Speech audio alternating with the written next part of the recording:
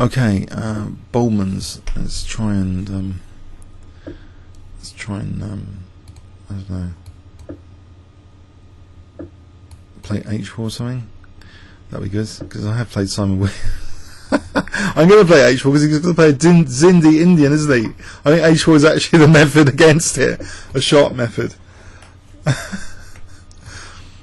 I'm just going to sack the exchange or something. I'm trying to keep the tension going here. Let's keep him worried. What about D6 as well? Or knight G5, just to keep him like panic stricken about HG, keeping that tension.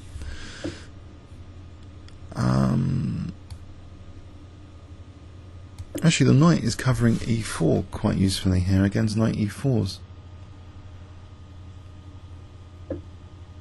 Yes, does he want to play that? It's more liabilities, isn't it? About knight H3. I think knight F3 to sack the exchange here.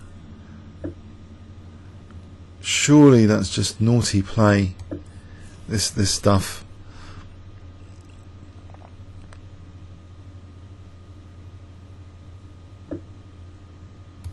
Can I not target just F5 here? Mind you, knight E5. Mind you, knight E5 seemed very good actually to try and win the light square bishop.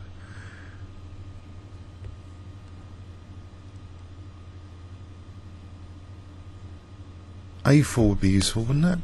He's got bishop D7, he can torch that A pawn. The old dzhindi-indian, really annoying weapon. Yeah, bishop F5 here, doesn't that nick a pawn? Take, my queen on F5, he wins C4. Okay, if I drop the queen back, we'll just play queen B3 here. Does he want to strengthen my pawn structure, give me A file? That'd be something nice.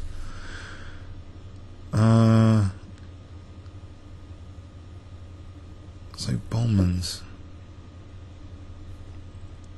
If I keep the king in the centre here, I'll play rook B1. I've got to keep an eye on that. So rook B1. The rook is protecting H5 here.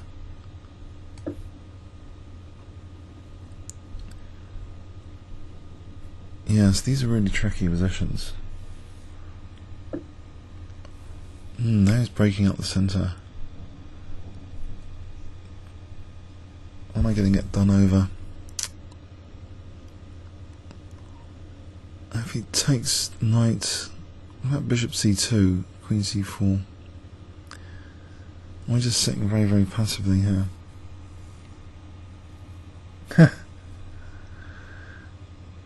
Oh man, okay, could be in trouble.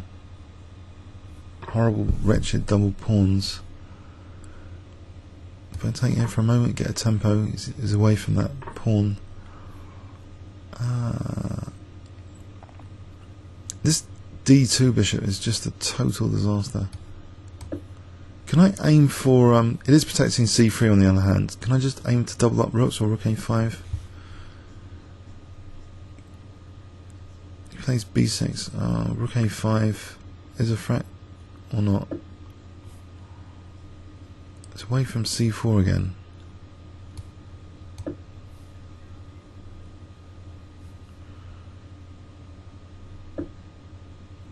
Now is there going to be something really, really horrible? Isn't he liberating my dark square bishop? I know he gets a check, which is very tempting. No, he doesn't. The rook's covering C3. So why has he just liberated this guy? Maybe this is the best position I've had all game now. If I double up rooks and play bishop C3 and knight E5, do I see some liberation? Knight E5 actually straight off the bat would have been good. What about bishop A5 here? Just get rid of this bishop. That's a nasty pin maybe. Okay, protect C4. Play for E4. He's going to put pressure on. Play this. to play maybe bishop takes and rook takes a7. He's going to play for a tactic with rook d3. What about the other one to b3, just in case?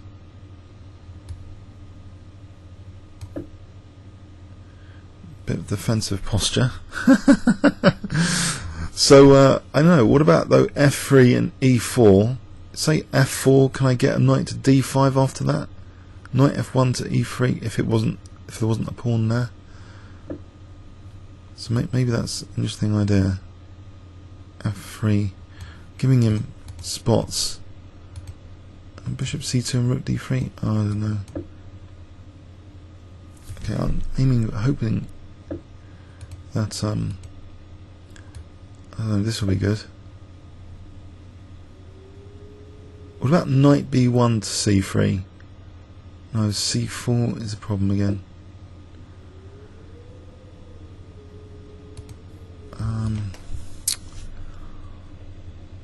Okay, I think I'm in trouble. I'll take care. A concession. Really, my rook's are poxy here, unlike the previous game. So why are my rooks so poxy? What can I do about them? c4 is also pox. That knight is potentially useful even if I lose a pawn. Or is it? I'm going to lose a pawn here. Okay. I just need these rooks to be less poxy.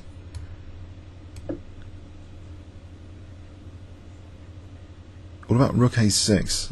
That's the less poxy rook. It's attacking h6. That's b4. Oh man.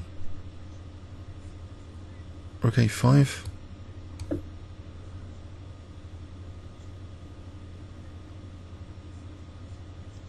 I'm going to have to play rook c4 soon if this carries on.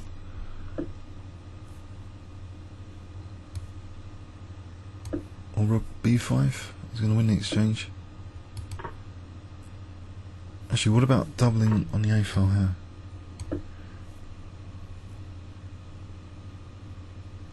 He's down to a minute. Have I got any chance practically for rook a7? Must be a culture shock now for him that my rooks, previously totally poxy, are now showing something. Rook d3 is not that dangerous at the moment. If I can get if I can get my knight going, actually. Okay, he's got two connected passed pawns, which could be a problem, to say the least. But I've got a passed pawn over here.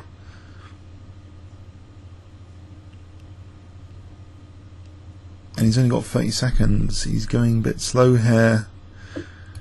Why is he spending 10 seconds a move?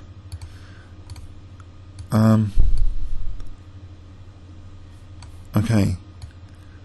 I want to get my passed pawn working. What was that? Ah. Okay. I think his passed pawns are winning, aren't they?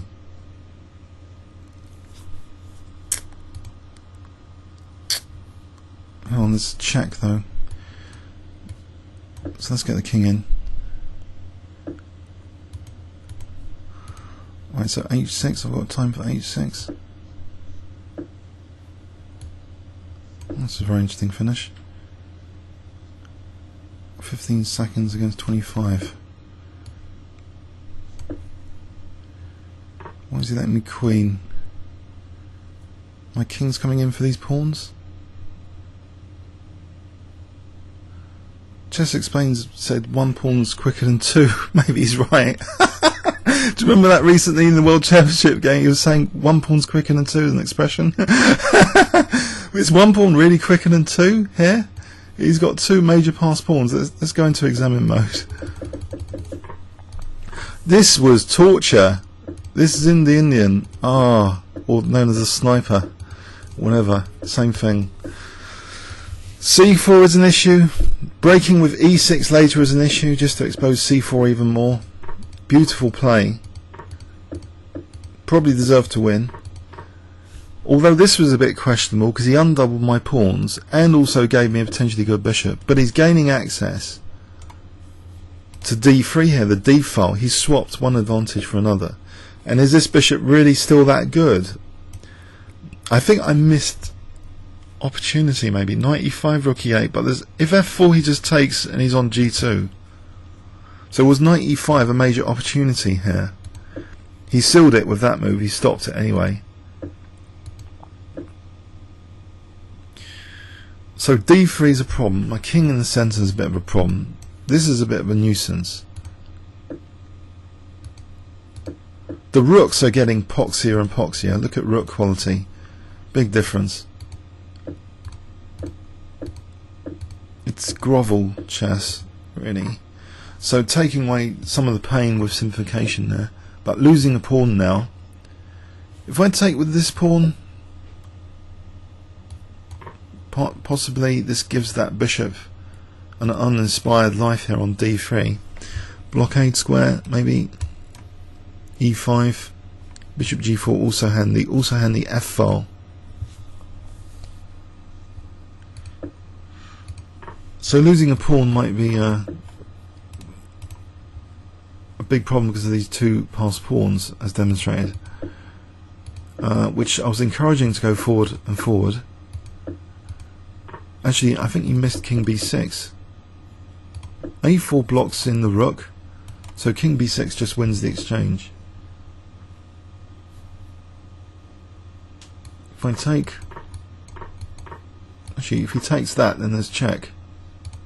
If he leaves that there, this knight's interesting. The pawns are not connected.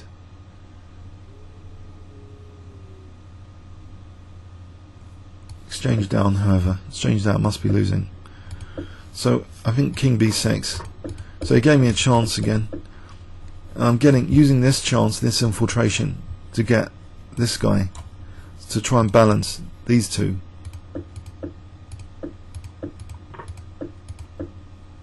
And it seems as though I was a goner, actually, to be honest, because these are coming even with tempo, which seems totally outrageous. But it seems Rook B1, just because the king location, he's a bit inhibited from just immediately smashing me with C2 because of the check, Rook C3, which will be okay. So he's a little bit inhibited again from C2 because of the check and taking on C2. Because initially I thought this was just gone, but no, it's the king location which is really making an impact here for both rooks. From being poxy rooks, they're sort of very useful rooks here. This pawn is shining now, and he's collapsed. Comments or questions on YouTube? Thanks very much.